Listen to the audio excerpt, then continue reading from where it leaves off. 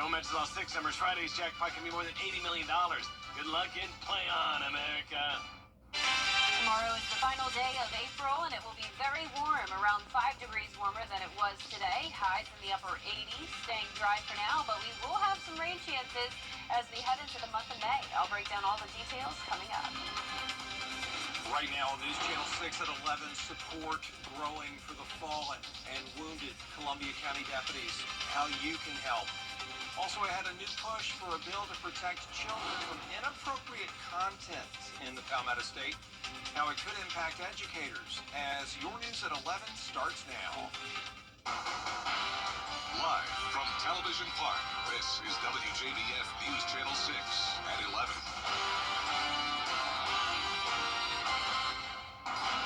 Good evening, everybody. I'm Brad Means. Thanks for joining us. Coverage you can count on begins as the community continues to mourn the loss of a local law enforcement officer.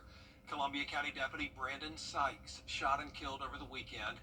Tonight, a look at a local organization working to raise donations for his family. Graham Lee has more. They have been very active in ensuring that they are taken care of. Theophilus Knight founded the organization 2 years ago to help first responder families when an unforeseen medical or financial emergency comes their way. It affects them a lot more because they are used to giving assistance instead of receiving assistance, and so they don't reach out. Working in law enforcement, I see that. The goal of these donations is to cover their basic needs. That way they can focus on recovering. For example, they might need a relative flown in to help them take care of the kids or the home or whatever. So, or they just might need somebody to talk to. So we want to be there for them. They might need somebody to clean up the house, go purchase some food, mow the lawn, whatever. We're outside of the box, and we want to talk to them and design it just for them. The organization has helped other previously injured deputies in our area, including Richmond County Deputy Kenneth Mercer after he was shot in the neck 2 years ago while on duty. Last year, they also worked with the family of Washington County Deputy Gordon Alley after he became paralyzed from the waist down due to a car crash. Knight says the work to support the Sykes family is well underway, and they invite the community to join the effort. We have a meal train going on. We have people bringing food in to us, so the community is responding very well. Give us a call, go online, let us know what they want to do, and it may not be monetarily. They might just want to bring some food in for the families or whatever. We'll be there for them. If you'd like to make a donation to Shields and Ladders to support the Sykes family, we'll have a link to that on our website, WJBF.com. In Augusta, Graham Lee, WJBF, News Channel 6. And funeral arrangements have been announced for Deputy Sykes. Services will be Monday, that's May 5th, at the Columbia County Performing Arts Center. Deputy Sykes survived by his wife, Amber, who also works for the Sheriff's Office, and his daughter, Lindsay. The family is asking that donations be made to the Tunnel to Towers Foundation in his honor. That service starts at noon on Monday. The Columbia County Sheriff's Office says Deputy Gavin White's condition is improving. That's encouraging news. They say he's walking and talking. That's thanks in part to blood donations from the community. Today, Shepherd Blood Center holding a drive to replenish their supply after all of the units were used for Deputy White. And for each donation, Shepherd's going to donate $20 to Deputy White's family, money that will help, hopefully, with his treatment and recovery. It meant a lot to me, and I know it meant a lot to Shepherd for the turnout that we've had here, as well as the tragedy itself.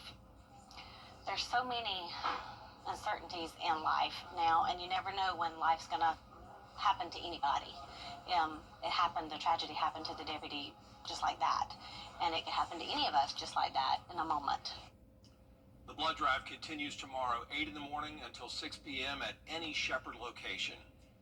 Local businesses are also working to support the families of those Columbia County officers. Isabella Moody has the story. Behind me are just two of the businesses working to donate proceeds to Officer White and Sykes' family. I spoke to multiple business owners about what led them to help. El Rey is having a Spirit Day on May 15th at both locations in Augusta and Grovetown, with a percentage of sales going back to the officers' families. Vampire Penguin in Grovetown is doing something similar on May 7th, where 20% of all proceeds are going to the families. We get a lot of police officers through here. Kind of like felt, like we're part of the family.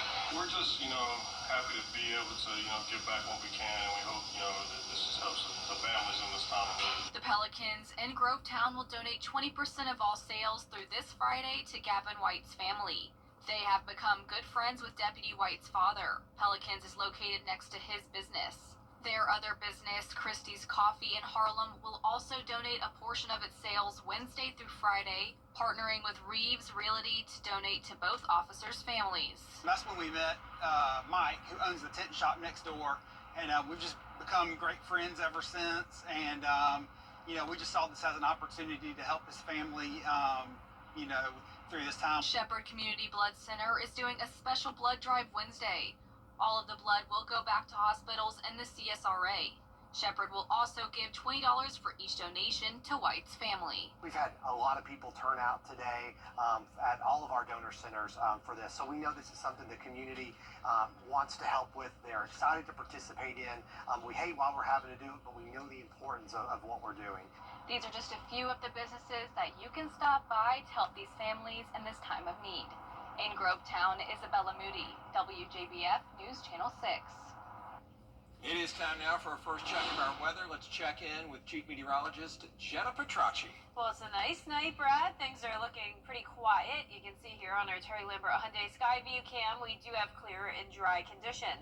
Our almanac for Augusta Busch Field shows near average temperatures today with a low of 56 and a high of 83. Around the CSRA, we're seeing mid to upper 60s. Augusta, you're at 65. Same thing in Aiken. But Swainsboro and Louisville still at the 70-degree mark. Gibson, you're at 68. 69 in Wrightsville and 65 in Edgefield. Our dew points are in the 60s for the most part. We did have some more moisture move in today with a south wind, and that brought the cloud cover earlier. But as soon as we got to around sunset time, the clouds eroded and will stay mostly clear tonight, other than some patchy fog development early tomorrow morning. Our satellite radar is showing those clear conditions, and as we zoom out, there's really not much going on here in the deep south. We have a few showers down near the Florida Panhandle, and then a cold front bringing scattered showers and storms from the northeast all the way down to Texas, but a bit of a dry spot here around the Tennessee Valley. Now for us tomorrow morning, we're going to keep it mostly clear with those calm winds. Temperatures down to around 57 degrees. Looking ahead, you can see I'm going with a high of 88 over the next 3 days to come, and those rain chances are slowly but surely coming back into the picture. Isolated storms possible on Thursday, a little bit of a higher rain chance on Friday, but it really won't be until Saturday where we have a decent shot at some beneficial rain. Coming up, I'll have a look at your futurecast for that. So stay with us, but back to you, Brad. All right, Jenna, thanks. Voters casting their ballots in municipal now. And this just in, Limestone University up in Gaffney, South Carolina, is going to close. Tonight, the university board making the decision to discontinue the institution online and on campus, all of it. At the end of this semester, the chair of the board at Limestone says they just didn't get the money they needed to continue. There's a push in South Carolina to pass a bill that supporters say could protect children from inappropriate content. If passed, teachers and schools could face consequences if they talk about topics or content seen as offensive or obscene with students. The bill would change the state's current obscenity laws by making the definition of harmful to minors more strict. That means even small parts of a book, a movie, or a performance could be considered inappropriate if they have obscene or graphic material.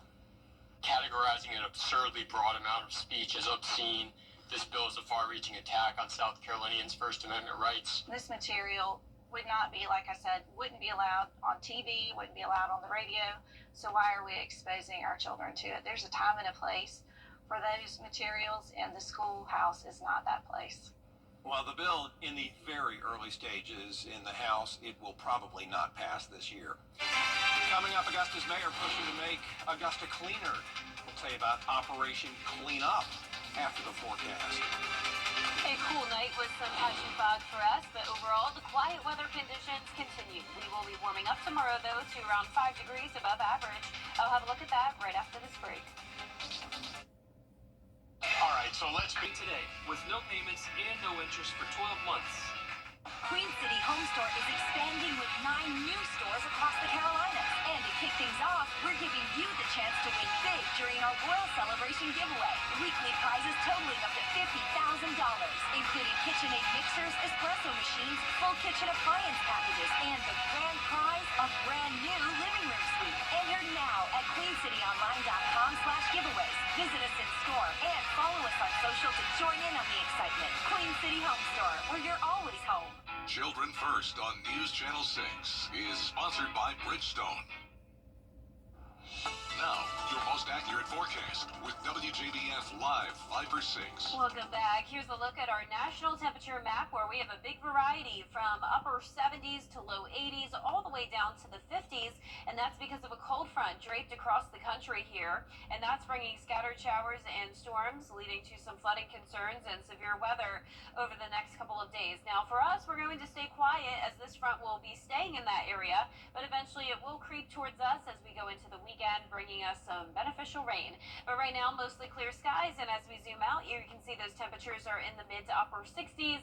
A couple places still touching the 70-degree mark. Our Terry Lambert Hyundai Skyview cam showing a nice quiet night, sitting at 65 here in town, a southeast wind of just 5 miles per hour. And tomorrow morning, we'll have calm winds with some patchy fog possible, but overall, a mostly clear start, a mix of sun and clouds in the afternoon as we climb to the upper 80s. So we'll be warmer than it was today. I'm going with 88 over the next 3 days to come, and then we'll drop down to near average temperatures this weekend. Now, we could desperately use some rain, and it looks like Saturday will be our best shot at that.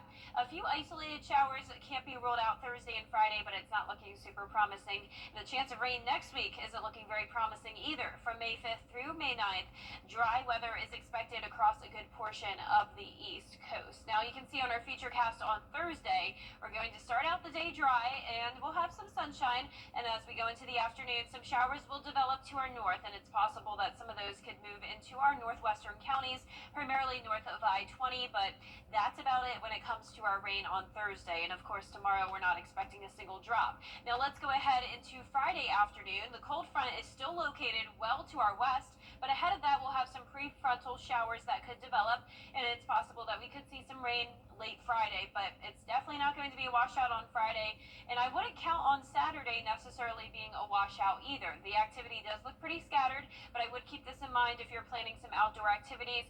Sunday may be the better day to do so. Notice by Saturday night, we're still seeing the possibility of some showers and storms as the cold front finally starts to pass us at that point. And once the cold front clears, we'll cool down just a tad on Sunday with a low of 55.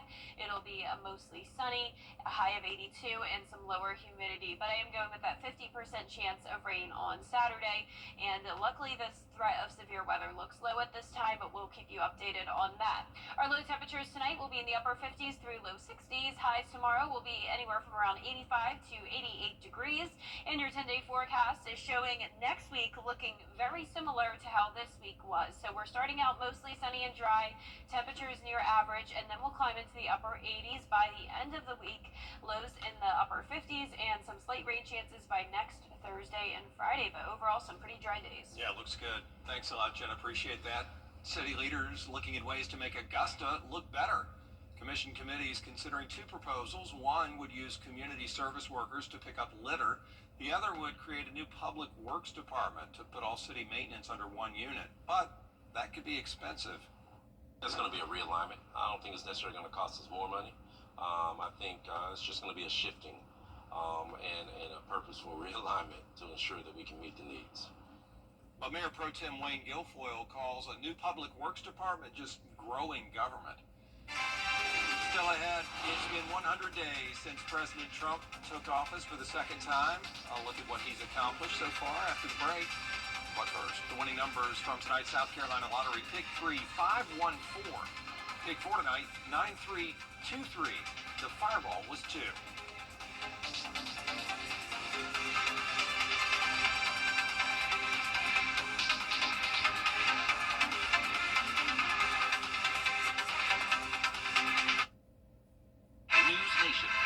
Coming up, the Greenbrier girls soccer team hosting Jackson County in the second round of the state tournament. Highlights and post-game reaction for you in sports.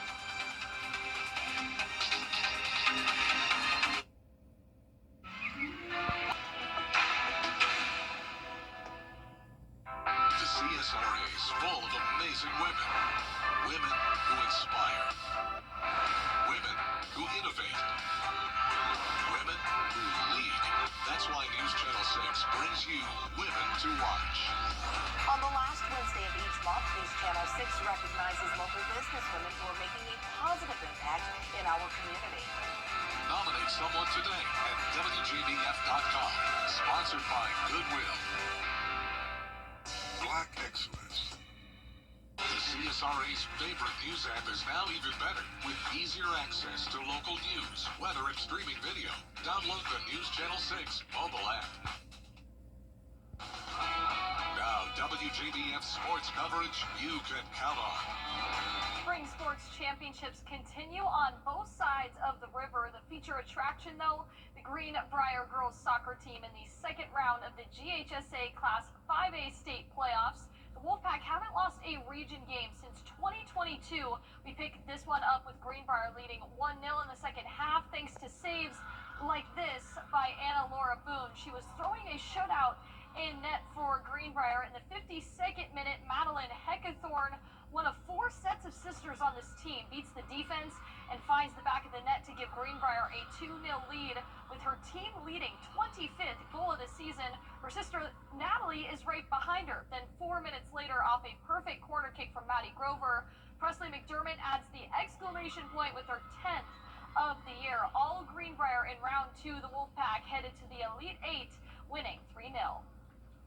We all just came together. We knew that we would have to work hard to get the win, so we all just had to keep working and came out with the win. We did it. I told them before the game, there's only one team that can beat us, and it's ourselves. It's the 21 girls we got in that locker room. I don't think anybody else can beat us if we play to our potential and play to the top. The Wolfpack will be right back at home next Monday, hosting Lassiter in the state quarterfinals. The Scholar Athlete Banquet was held at SRP Park, recognizing 32 students from high schools from around the CSRA for their hard work and dedication on and off the field. SRP Park went all out in recognizing those Scholar athletes. The night started off with a dinner, followed by the Scholar athletes coming up one by one to accept their award. Matt Childers was the guest speaker. He's a former Westside graduate and a pitcher for the Atlanta Braves and Milwaukee Brewers. He gave an inspiring speech on his athletic career. Now, one Scholar athlete in particular shared his reaction to initially receiving his award. Well, I was at practice, and we had just finished running our laps or whatever, and my coach had brought us in. I thought he was about to make us run some more, and he made it kind of funny. And he was like, everybody congratulate Aiden. He just won a Scholar Athlete Award, and I got happy. I was excited. So, yeah, it was a really good moment. Now in college baseball, the South Carolina Gamecocks hosted non-conference opponent Charleston Southern in a Tuesday night matchup. And now with bases loaded, Evan Stone shoots one up the middle. He drives in 2 runs to take a 4-0 lead. The Gamecocks go on to win it 5-3. They will host the Florida Gators starting on Friday. That's it for sports. We'll be right back.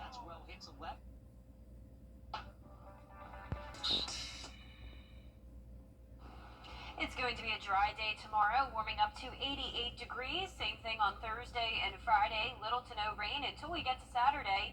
Then a dry end to the weekend and a dry and sunny start to next week. Here's a fun little bit of information for you. Gladiator sweat may have been the Axe body spray of the Roman Empire. Those fighters, the gladiators, often considered celebrities, and male celebs were the epitome of strength and energy and bravery.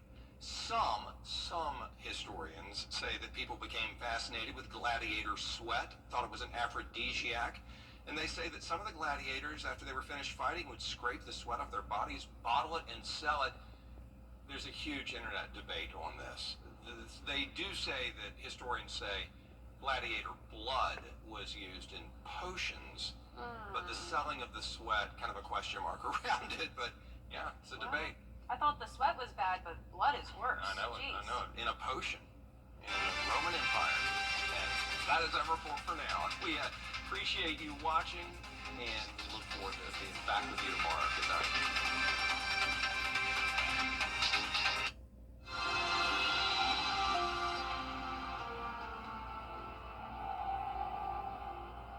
Ready? It's happening